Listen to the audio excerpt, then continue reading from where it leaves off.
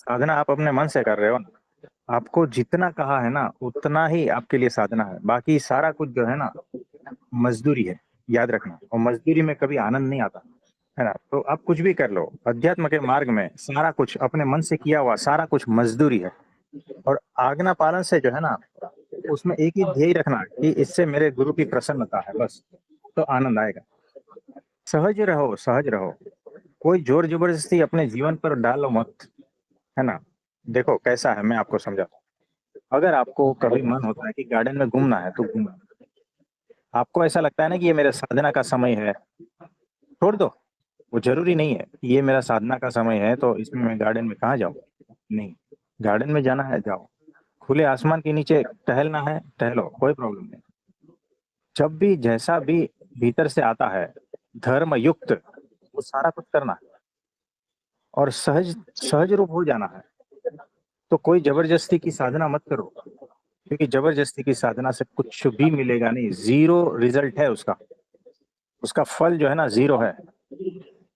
और अगर आप लगातार निर्जला उपवास भी रखोगे ना, हफ्ता 15 दिन का, अंत में कुछ भी नहीं पाओगे। जीरो है, जीरो। उसका फल जीरो है। तो अपने मन से कुछ भी कर लो साधना के लेवल पर, कुछ नहीं होगा। इससे अच्छा आप सहज हो जाओ, सहज, है ना। तो सहजता से बहुत कुछ उपलब्ध हो जाएगा। चैतन्य के लेवल पे बोल रहा हूँ। तो भीतर जो है कोई ग्लानि का भाव या ऐसा कुछ भी नहीं रखना है। भीतर ऐसा लगता है कि मैं स्टक हो गया हूँ, ये वो सब कुछ नहीं होता है। ये सिर्फ लगता है। ये जो कर रहा है ना, जो क्रिया हो रही है, जो कर रहा है ना कर्ता, उसको ऐसा लगता है कि स्टक हो गया। ये अहंकार को ऐसा लगता है, बाकी कुछ नहीं इसमें, है ना। अहंकार को हमेशा इस मोड़ पर लाकर खड़ा कर दिया है कि कुछ न करेगा ना तो तू अटक जाएगा, इसीलिए कुछ ना कुछ करता रहे। कर्ता भाव है, अहंकार है। तो आपने उस मोड़ पे उसको लगा दिया है ना कि अगर कुछ नहीं करेगा ना तो अहंकार को लगता है कि मैं मर जाऊंगा। ये मोड़ हटा देना है और कुछ होने वाला नहीं। ये अहंकार की ही फीलिंग है और कुछ नहीं। आप जो बता रहे हो ना सारे के सारी, ये सारी फीलिंग अहंकार की है। अहंकार विचलित हो रहा है, व्यथित हो रहा है, दुखी हो रहा है, तकलीफ में है, और कुछ नहीं है। इसको सारे को ऑब्जर्व करो, सारे के साक्षी हो जाओ। कुछ चीजें मेरे हिसाब से नहीं हो रही, इसीलिए मैं दुखी हो रहा हूँ, इसलिए मैं उसको गाली दे रहा हूँ या गुस्सा कर रहा हूँ। यही सब सारा खेल है। 3-4 पार्ट में, अलग अलग रूप में आपका ही अहंकार आपके सामने आ रहा है। यही है और कुछ नहीं। ठीक है, सिर्फ साक्षी हो जाना। जो गुस्से में है उसके भी साक्षी हो जाओ, जो फ्रस्ट्रेशन में है, जो टेंशन में है, जो डिप्रेशन में है, जो व्यथित है, जो दुखी है, सबके साक्षी हो जाओ। जी। सारा का सारा एक ही लेवल पे चल रहा है, अहंकार के लेवल पे चल रहा है। उससे ऊपर उठ जाना है, साक्षी हो जाना है। ठीक है, बस उसी में स्थित हो जाओ। प्रणाम गुरुजी। हाँ जी, प्रणाम। बोलिए बोलिए। हाँ गुरुजी, रात में क्या चेतना अपना शरीर को छोड़कर चले जाता है क्या? क्यों छोड़ के चले जाएगा? फिर नींद कौन लेता है प्रभु जी? देखो, चेतना की वो अवस्था है, वही उसी की ही अवस्था है। देखो, जागृत, स्वप्न, सुषुप्ति, ये चेतना की ही अवस्था है, अलग अलग। हाँ देखो, आप ऐसा कह रहे हो कि खाना खा रहा है तो शरीर खाना खा रहा है, ठीक है। हाँ पानी पी गुरुजी। रहा है तो शरीर, और ये चल रहा हाँ है तो वो कौन चल रहा है? शरीर ही तो चल रहा है। और जो हाँ है पेशाब संडास ये सारा कुछ कौन कर रहा है? तो शरीर ही तो कर रहा है। तो शरीर हाँ। की ही एक एक अवस्था है जिसमें उसको भूख लगती है, जो खाना खाता है, जो टॉयलेट करता है, जो चलता फिरता है, ये सारा कुछ शरीर का ही एक एक अलग अलग अवस्था है। ठीक है, वैसे ही चेतना का अलग अलग अवस्था है, जिसमें स्वप्न, सुषुप्ति, जागृति, यही सारा कुछ जो है तुरिया, ये सारा अवस्था इसी का ही है। अच्छा। ये किधर जाती नहीं है, उसी की ही अवस्था है। ओके। अरे अजय भाई। हाँ प्रभु जी प्रणाम। अरे प्रणाम, कैसे हो? बस बस बढ़िया, आप बताएं। हम तो बढ़िया ही रहते हैं। बस कृपा है आपकी। प्रभु जी। हाँ बोलिए बोलिए। प्रभु जी, जैसे आपने पीछे बताया था नाम जप का, स्वामी नारायण जी का, तो हाँ प्रभु जी उस जब जप करने के लिए बैठा था उस नाम का, स्वामी हम्म, नारायण के, प्रभु जी शांत होकर जब कर रहा था मैं, और पूरा फोकस खाली नाम पे था प्रभु जी। और अपने आप पे भी था प्रभु जी, खुद पे था और नाम पे था प्रभु जी। तो वो बहुत शांति के साथ कर रहा था प्रभु जी, मैं उसको नाम जप को। तो प्रभु जी नाम जप करते करते करते करते अंदर जो है एक शून्यता आई प्रभु जी, लेकिन वहां पे मैं मतलब अनुभव करता था प्रभु जी, मैं ये नहीं कर रहा था अनुभव करता नहीं था प्रभु जी। तो उसके बाद में जैसे फिर बाद में जो है वापस से आया मैं, तो उसके बाद मैंने देखा प्रभु जी बाहर जैसे लोग भी थे, वो कुछ बोल रहे थे तो कुछ समझ में नहीं आ रहा था क्या, ऐसा लग रहा था जैसे आवाज आनी बंद हो गई हो। फिर थोड़ी देर के बाद प्रभु जी जो है नॉर्मल स्थिति हुई। तो ये ऐसा हुआ था प्रभु जी। मैं सोच रहा था पूछने के लिए, लेकिन आज मौका मिला है। ये होता है जैसे ही आप एकाग्रता पूर्वक नाम जप करते हो ना, परम शून्य में आपका प्रवेश हो जाता है, जहां से निर्विकल्प समाधि में प्रवेश हो जाता है। फिर इस लोक का यहाँ कुछ भी मायने नहीं रखता है। आप आंख खोल के भी देखोगे ना तो सामने लोग खड़े हैं, दिखाई नहीं देंगे। यानी आंखों को पता है लेकिन अंदर जाता नहीं है कुछ। कोई कुछ बोल रहा है, पता नहीं चल रहा है। ऐसा पता चल रहा है कि कुछ बोल रहा है, लेकिन क्या ये पता नहीं चलता है। ये कुछ समय लगता है वहां से ऊपर से नीचे आने में, तब जाके पता चलता है कि ये सारा कुछ है ना। तो वो अवस्था में जो है पहुंच जाते हो। हाँ जी मयंक भाई। जी प्रभु जी। तो जब एकाग्रता पूर्वक आप नाम जप करते हो, सारी इंद्रियों की वृत्ति सिर्फ उसी में लगी हुई है। सारा ध्यान जब उसी में लगा हुआ है, मन बुद्धि चित्त अहंकार सब तरह से, एक एनर्जी की किरण बाहर नहीं जाती, सिर्फ नाम में ही लगी हुई है। और गुरु की छवि, मूर्ति, उन्हीं का ही ध्यान, तो जो है ना बड़े बड़े चमत्कार होते हैं। आप समझे? जी प्रभु जी। तो बराबर है। तो प्रभु जी जैसे और भी लोग होते हैं जैसे नाम जप करते हैं, तो वो एकाग्रता को छोड़ के नाम जप करते हैं, इसलिए प्रभु जी कोई अनुभूति या लाभ नहीं मिल पाता। लेकिन यहाँ पे प्रभु कुछ जी भी लाभ नहीं मिलता, कुछ भी लाभ नहीं मिलता है। मैंने कहा ना कि इस एक एनर्जी की किरण कहीं से भी उस नाम जप को छोड़कर बाहर नहीं जाती। यानी एक विचार, एक भाव भी नाम को छोड़कर बाहर नहीं जाता। यानी समग्र, देखो आपने देखा होगा अभी हमारे स्टेटस पे मोहन स्वामी जी ने जो है सूर्य प्रकाश से वो अग्नि को प्रज्वलित किया जो यज्ञ के लिए था। तो वो कैसे था? सूर्य प्रकाश के सारे किरणों को केंद्रित कर दिया एक जगह पर, तो एकत्रित हो जाता है, तो शक्ति जबरदस्त हो जाती है।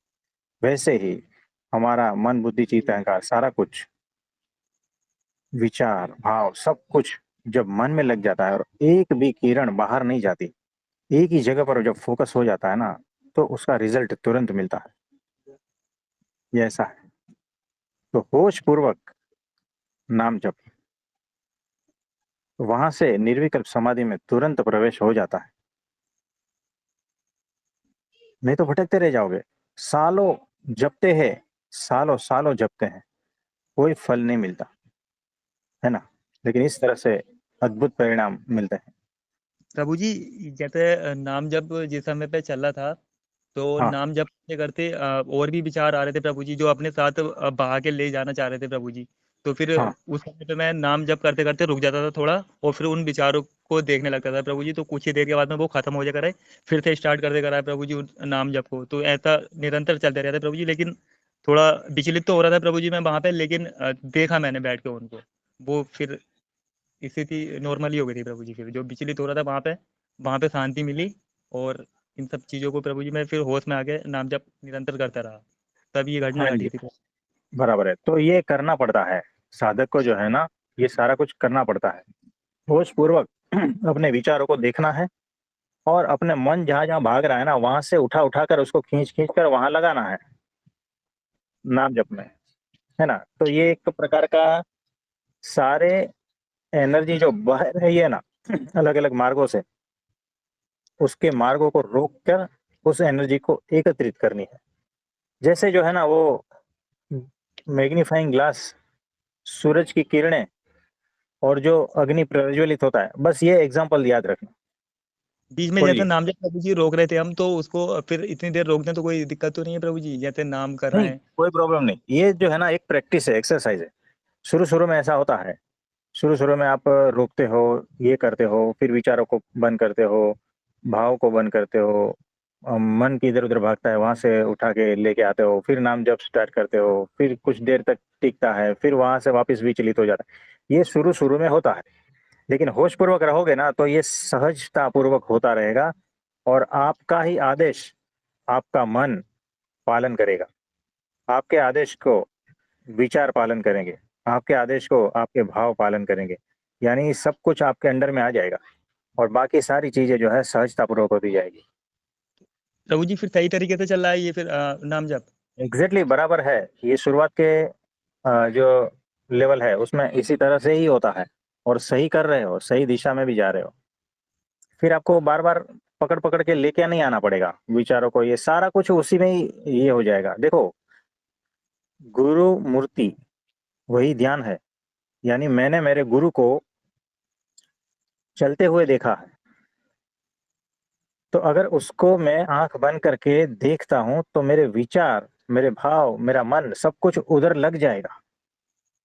मैंने मेरे गुरु को खाते हुए देखा है, तो जब मैं उसकी स्मृति करता हूं तब सारा कुछ उसमें लग जाता है, तो ये ऑटोमेटिक और सहजता पूर्वक होता है। तो इसीलिए कहा है ना कि गुरु ही ध्यान है, यानी गुरु ही मेडिटेशन है। आप समझे? जी प्रभु जी, सारी क्रियाओं को ध्यान में रखना है नाम जप के साथ साथ, हाँ, तो तो गुरु की और सारा ऑटोमेटिक वहीं वहीं फंसा रहेगा, यानी आपको अलग अलग ढूंढ ढूंढ के लाना नहीं है कुछ।